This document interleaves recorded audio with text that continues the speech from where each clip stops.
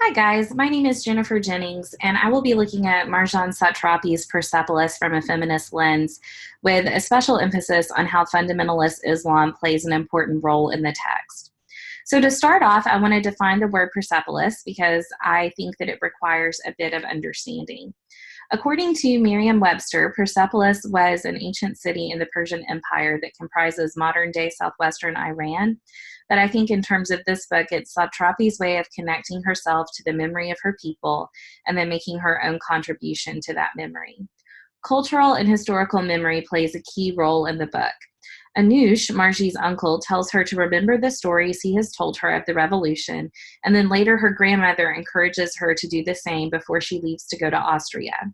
I think Persepolis as a graphic novel is Satrapi's way of honoring this memory. And understanding the cultural and historical context is important for understanding the feminist reading of the novel.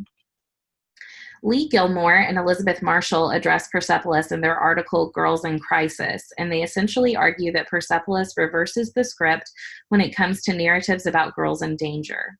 Obviously, Marji is trapped in a violent political regime that uses religion as a tool of oppression. But rather than relying on someone or something to save her, Marji talks back. She finds different discourses of rebellion throughout the book that sort of flip the script.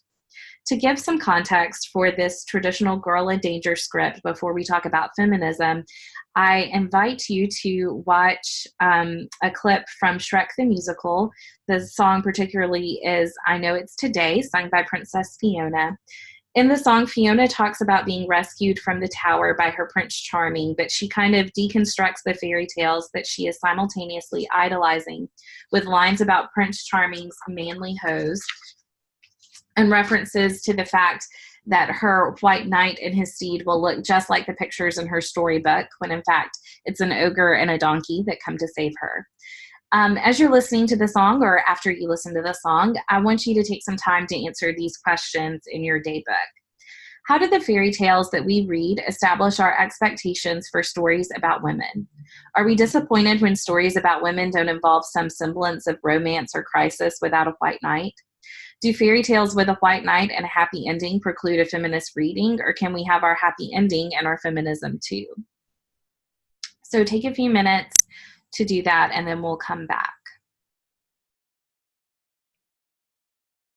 So just like there are rules and strictures for fairy tales, there are also rules for feminist criticism, although they're pretty loose. So let's take a moment to define feminism. Feminism is the belief that people are equal regardless of gender, and feminists are people who work for political, social, and economic equality for both men and women. And based on these two definitions, feminist criticism seeks to advocate for equality within the canon by doing something called revisionist literary history. Essentially, they're validating all cultures and creative people who have contributed to society and finding them a place in the canon. According to Charles Bressler in his introduction to literary criticism, the ultimate motto of feminist criticism is that women must define themselves and articulate their roles, their values, their aspirations, and their place in society. One way they can do this is through literature. Feminist criticism has existed in some form or fashion since the 14th century with feminist Christine de Pizan, but it started coming into its own in the 18th century with Aphra Behn and Mary Wollstonecraft. Probably the best known of these is Mary Wollstonecraft, who wrote the book A Vindication for the Rights of Women, which was the first literary representation of the feminist ideal of equal rights for both men and women. Feminist criticism and feminism as a political movement didn't really emerge as a major movement until the 20th century. In the literary world, this exploded with works like Virginia Woolf's A Room of One's Own, which addresses the ways in which women are treated inferior in society, specifically in literary society. Feminist criticism exploded with second-wave feminism in the 60s, 70s, and 80s, with women like Elaine Showalter, Sandra Gilbert, Susan Gubar, Annette Kolodny, Julia Kristeva, and Betty Friedan, who asserted the woman's place in the canon. So there are several types of feminist criticism. I've listed a few highlighted in Bressler's introduction, including Anglo-American feminism, post-structuralist feminism, materialist feminism, postmodern feminism, cultural feminism, separatist feminism, third world feminism, and post-colonial feminism. Yeah, that's obviously a lot. I'd like to focus on two of the more broad spectrum categories. Those are post-structuralist feminisms and postmodern feminisms, because I think they really encapsulate the feminist discourse in Persepolis. So first, I want to look at postmodern feminisms and its commentary on discourse. Judith Butler is the leading theorist in postmodern feminism, and she basically argues that gender is a social, temporal, constructed, and impossible to embody ideal. So whatever we think about gender, whatever social concepts we have of gender, actual people can't fulfill those expectations. So think about some of those gender stereotypes that we carry. You might want to jot down a few in your daybook as they come to mind. How do those stereotypes dictate your behavior? Are you even conscious of your gender on a daily basis or weekly basis? Butler argues that the ways in which we express our gender is its own discourse. So think about how you express your gender as we explore this some more. And we'll look at how Margie uses her appearance as its own form of political protest. I'll give you a little minute to do that. Secondly, I want to look at post-structuralist feminisms, which essentially applies any post-structuralist theory to feminist criticism. With this post-structuralist lens, I want to look at how Margie deconstructs the fundamentalist imposed gender identity of the Muslim regime. I also want to look at some of the implicit Marxist theory within the book, which is interesting considering her parents are upper-class, wealthy, educated citizens of Tehran. However, Margie's uncle Anoush particularly supports a Marxist socialist agenda over and against the fundamentalism of the current political regime. And Margie sort of uses this deconstruction to fuel her discourse on what it means to be a woman. But before we move on to these applications, I wanted to share this 5-minute interview with Marjan Satrapi. You can click on the link and go listen to the interview. It's in the context of the release of the movie version of Persepolis in 2007, which combines this book that we read for class and also its sequel about her life in Austria and France. The link to the interview is in the handout, and so is the link to the trailer of the movie. So you can watch the trailer if you're interested. The movie was filmed entirely in French, so if you want to try to find a copy of the movie somewhere, make sure that it has English subtitles so you understand what's going on. Anyway, in the interview that I've linked, Satrapi talks specifically about her own feminist interpretation of the book towards the end, and I thought that part especially was really fascinating, but the whole interview is just excellent. So I'll give you a second to watch that. So now that we're back, let's look at some of the postmodernist feminist discourse in Persepolis. According to Gilmore and Marshall, whose article Girls in Crisis I mentioned at the beginning of the presentation, women of color can use their autobiographies to create a new discourse contrary from the discourse of the primary culture. But I think Persepolis is a counter discourse, not only of the fundamentalism in Iran, but of the view of Iranian women in America as being totally oppressed. I mean, sure, it's true, lots of people were and are oppressed by this regime. However, I think Persepolis offers the counter narrative that these women don't need white people to come in and save them from their oppression. Any understanding of post-colonialism will tell you that that never works. Ultimately, Gilmore and Marshall argue that Margie doesn't need saving because she grows up in a privileged progressive family that shelters her as best as they can from the radical fundamentalism of her culture. In fact, young Margie says she wants to be an educated, liberated woman, which is not in line with the gender discourse of Islamic fundamentalism that doesn't support the education or liberation of women, and Margie kind of acknowledges that. You see in Persepolis this intentional juxtaposition of normal girlhood with political turmoil to show that Margie is not only distinguished from the culture around her, but that her cultural identity is entirely separate from the revolution in which she is entrenched. In fact, Margie seems to appropriate a lot of Western culture. For example, when her parents go on vacation to Istanbul, they bring her back posters and tapes of punk rock bands. And in a really powerful scene, Margie wears punk rock clothes out on the street, and she's stopped by women who are considered guardians of the revolution and who basically enforce the fundamentalist rules for women. So Margie makes up this total sob story about how her stepmother will burn her with an iron if she's late coming home. And the women allow her to go home just so she can go home and sing Kids in America. This scene is in the animated movie, so I've included the link in the handout and in the presentation. But there aren't any English subtitles, so you might want to follow along with the scene in the book so you can kind of know what's going on, what's happening when.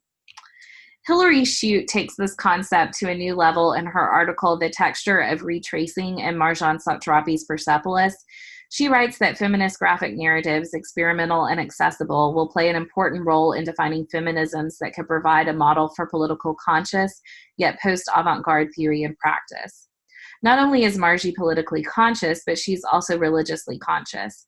Although Margie believes in God, she sees a definite disconnect between the God she has a personal relationship with and the God of the people who are pushing the Islamic fundamentalism on the culture.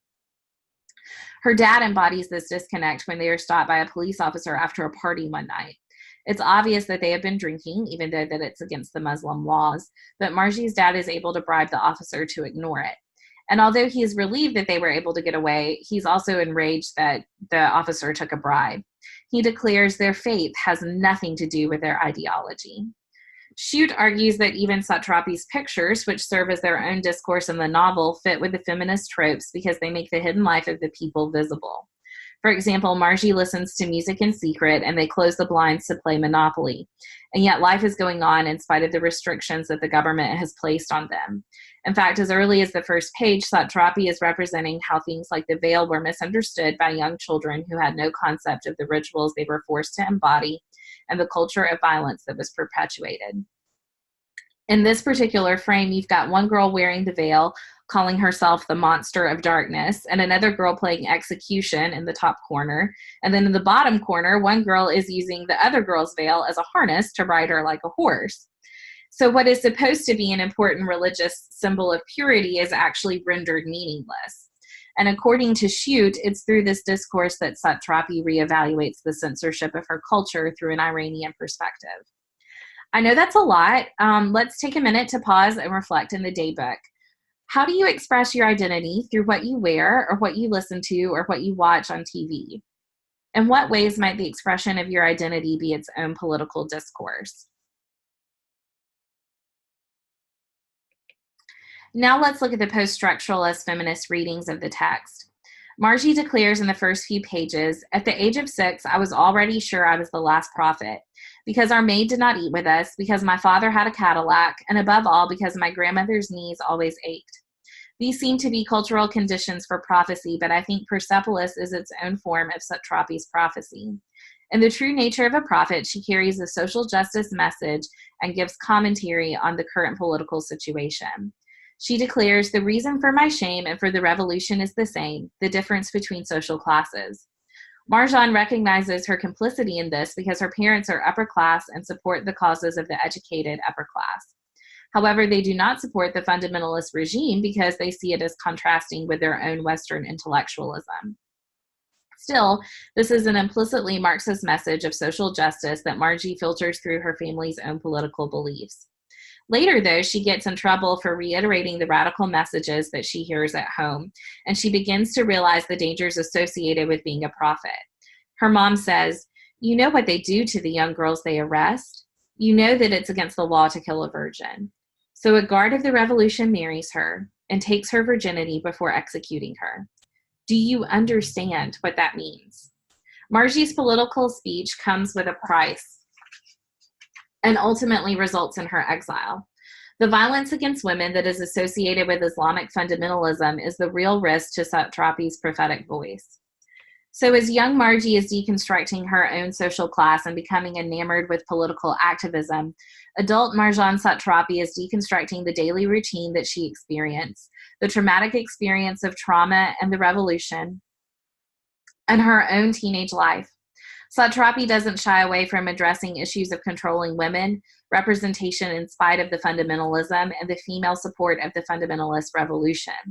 Satrapi makes this personal by addressing her mother's own sexual harassment at the hands of this fundamentalist regime. When her mother's car breaks down, Margie and her dad go to pick her mother up and see her visibly distraught. Her mother says, The bastards, they insulted me. They said that women like me should be pushed up against a wall and fucked and then thrown in the garbage, and that if I don't want that to happen, I should wear the veil. In this way, women and their appearance are blamed for the despicable male violence, all under the guise of religion. But this is an aberration. It's a fundamentalist ideology that ultimately becomes the opiate of the masses. This translates to appearance, which becomes its own discourse, and according to Satrapi, an ideological sign. Gilmore and Marshall write, the popularity of Satrapi's text is due in part to its potential to support the imaginary link between the vulnerable girl and the disempowered adult female political subject. But I don't think that Satrapi is at all disempowered. She is using her writing as her voice to take back the power robbed from her as a child, and that necessitated her exile from her home. At the end of the novel, before she leaves for Austria, her grandmother tells her, always keep your dignity and be true to yourself. Ultimately, I think Persepolis is a testament to this. Satrapi is struggling to stay true to herself and embracing her culture while still understanding the failures of her culture. It's a powerful narrative that embodies the tension between a young girl who is oppressed by her culture and a young girl who is ultimately rescued by Western culture. Now that Satrapi is removed, she can be a prophetic voice that she always desired to be, which brings the book full circle. So let's take another minute to pause and reflect in the daybook. What do you think it means to be a prophet? How does Satrapi's prophetic discourse play into current understandings of how dress and appearance influence how we perceive violence against women? I'll give you a minute to reflect on that.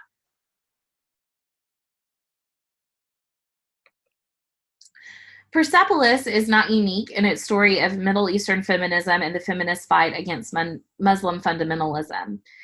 Deborah Ellis wrote the book The Breadwinner, which Angelina Jolie adapted into a movie on Netflix. I've included a link to the NPR article on the movie in the PowerPoint and in the handout. But basically, it's the story of an Afghani family who have to depend on their youngest daughter to earn food for the family. The story is both beautiful and tragic, and if you watch it, you'll definitely need a box of Kleenex. But powerful stories like The Breadwinner and Persepolis change the narrative of stories about women, specifically women from the Middle East. These women are strong and capable and can contribute powerful stories. Their voices must be heard, and we must listen.